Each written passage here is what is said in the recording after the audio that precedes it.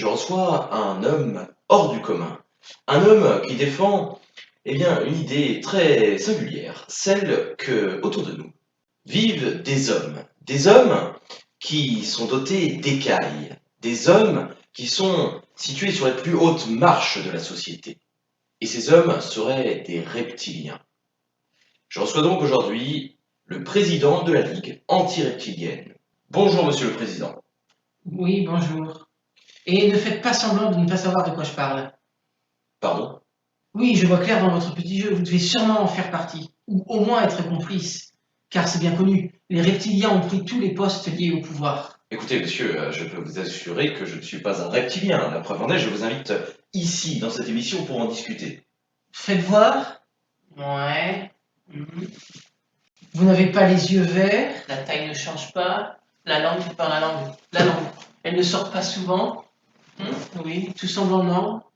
Il reste juste le test des cicatrices. En avez-vous sur le corps? Non, Déshabillez-vous pour voir. non, mais je vais pas me déshabiller devant vous, monsieur. C'est le seul moyen de vérifier si vous n'êtes pas un reptilien. Non, mais je suis pas reptilien, je vais pas me déshabiller devant vous, comme ça. Qu'est-ce qu'il y a? Vous ne voulez pas qu'on découvre la vérité? Hors caméra, alors. D'accord, mais dans ce cas, je veux que le preneur du son reste ici. Au cas où vous voulez me dévorer. Très bien, nous allons donc faire ce petit examen. En attendant, je vous invite à regarder ce bref reportage sur Jean-Michel Apathy. M'entendez-vous? Oui, Gilles, je vous entends bien. Ici même, dans cet emplacement, sur cette place, s'est assis hier Jean-Michel Apathy lorsqu'il est venu pour sa réunion des journalistes qui n'ont rien à dire. Journalistes qui n'ont évidemment rien à dire et qui se sont rassemblés en ce lieu pour présenter à la communauté de communes de cette région tout ce qu'ils avaient à dire sur le journalisme, c'est-à-dire pas grand-chose.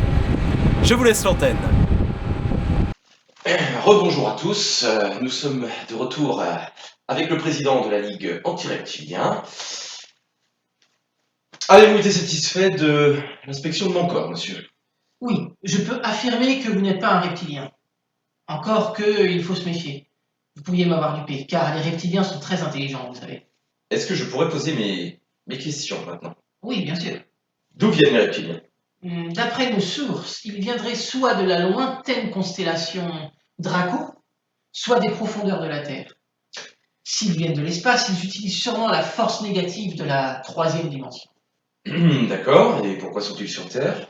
Leur objectif est de prendre le contrôle du monde. Ils se nourrissent d'humains, dont ils puisent la force et la longévité. Ils sont actuellement nombreux, et bientôt, ils seront les seuls. Mais combien sont-ils? Ils représentent déjà 50% de la population, et sont principalement dans les postes de pouvoir. Ok, mais les postes de pouvoir représentent 1 à 2% de la population, pas 50%. Qu'est-ce que vous faites des autres? Oui, je sais de quoi je parle quand même. Les autres vivent tout autour de nous. Ils ont l'air de citoyens lambda, mais c'est pour mieux nous duper. Mais moi, ils ne mourront pas, je vous préviens. Excusez-moi, mais je n'ai jamais croisé d'homme lézard, a priori. Ça, c'est parce que vous n'avez pas effectué tous les tests. Fixez bien les gens dans les yeux ou demandez-leur de se déshabiller. Non mais on va pas demander à tout le monde de se déshabiller, ça va bien, vous l'avez fait déjà sur moi. Qu'y a-t-il? La vérité vous fait peur?